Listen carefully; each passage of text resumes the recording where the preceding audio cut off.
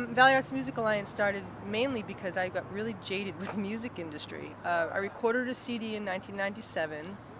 I had played the Iron Horse in '93 when Geordie Harold still owned it.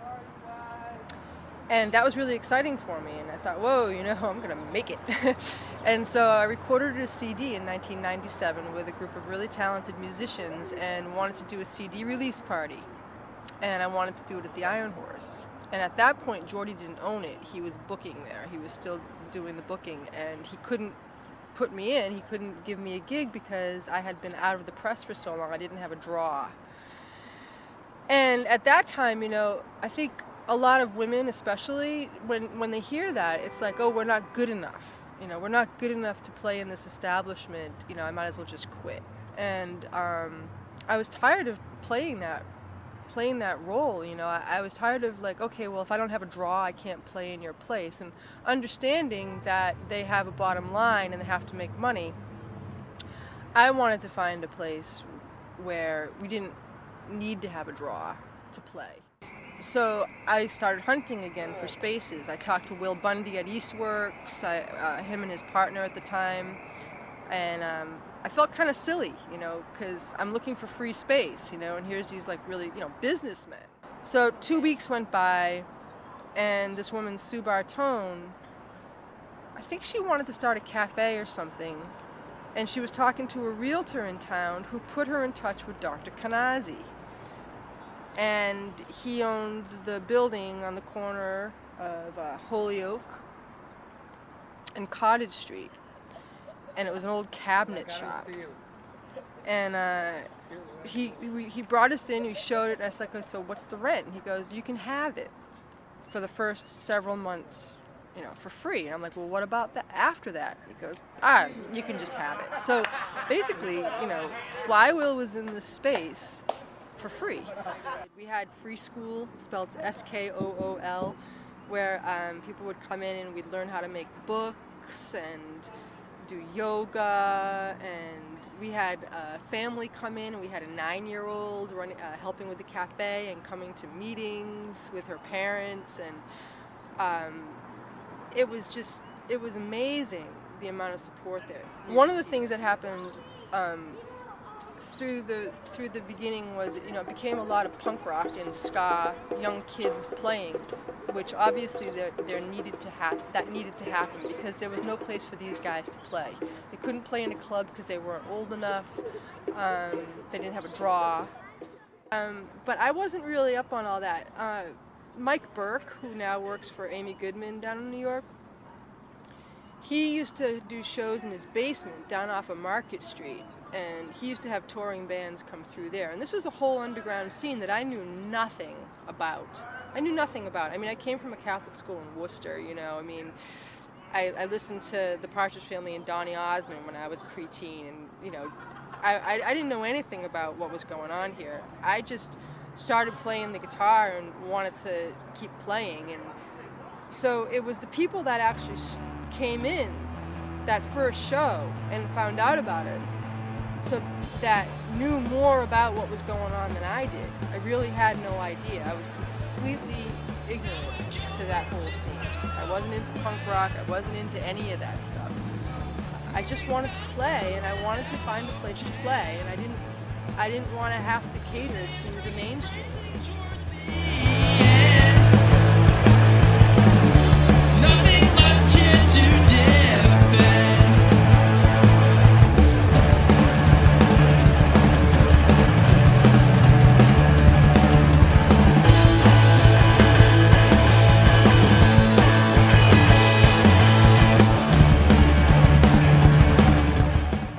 I think now that they're in this new space and they're more visible, and the family center's there, Jazzercise is there, people are learning what Flywheel is about, more and more people are going to get involved, and there's going to be more of a diversity. Flywheel is a nonprofit, community-run arts organization, and we're an all-volunteer, collectively run group of people. And we've been in East Hampton since 1999, and since last April have been doing stuff in the old East Hampton Town Hall building.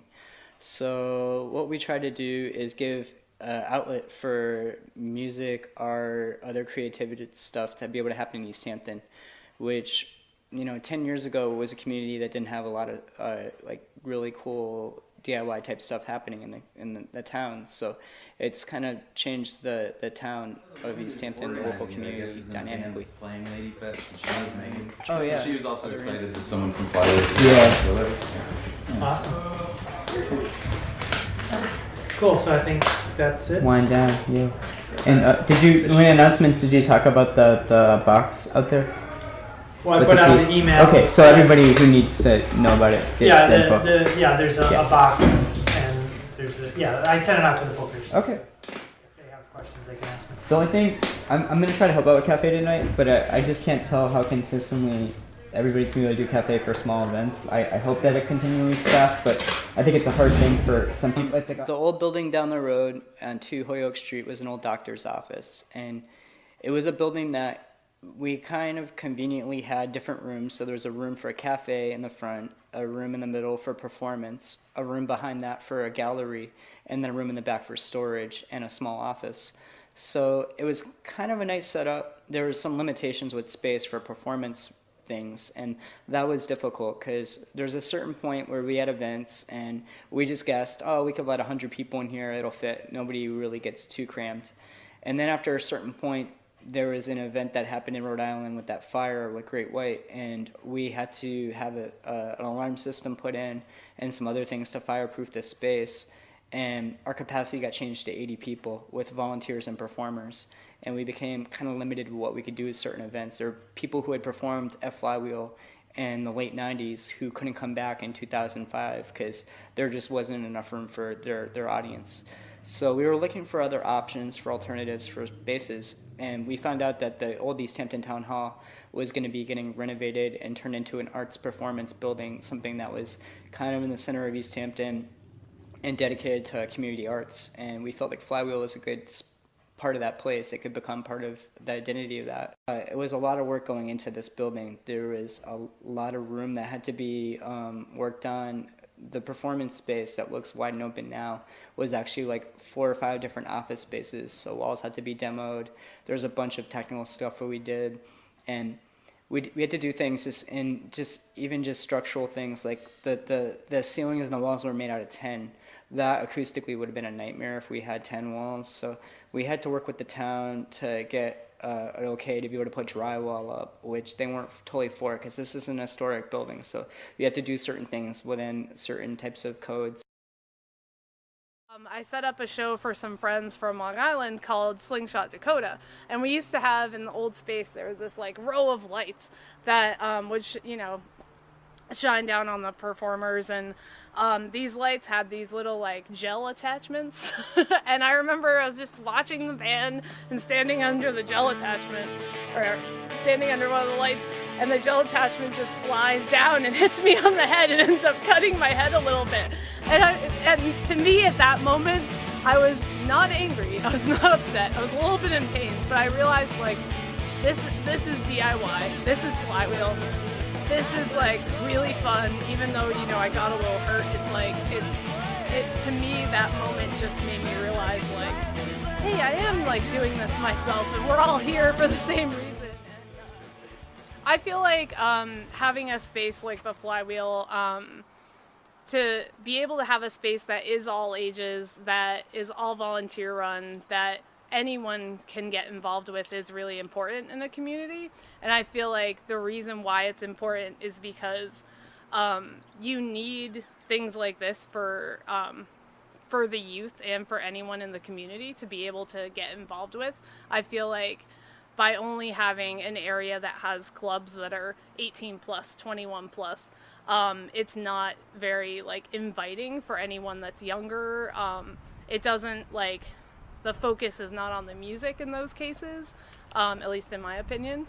And I feel like by having this this space for artists to kind of like do whatever they want is like a really amazing thing, and we're very lucky to have it here in town.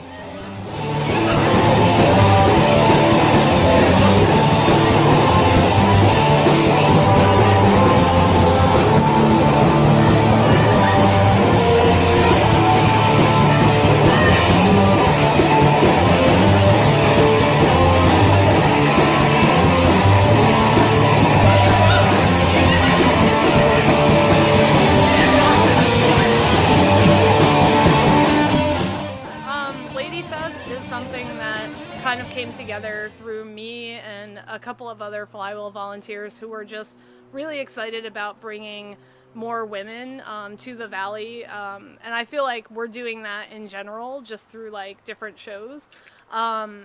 Basically, I feel like we just kind of thought about it and we're like, why not do an event like Lady Fest? Like, why not try and get like tons of, you know, bands of all different genres, like still under the DIY like ethic, to all come and play at Flywheel at the same time. So we had like an initial planning, and then many other volunteers got involved, and it involved into putting together a 3-day festival, 1 day at Smith College and then 2 days at the Flywheel space.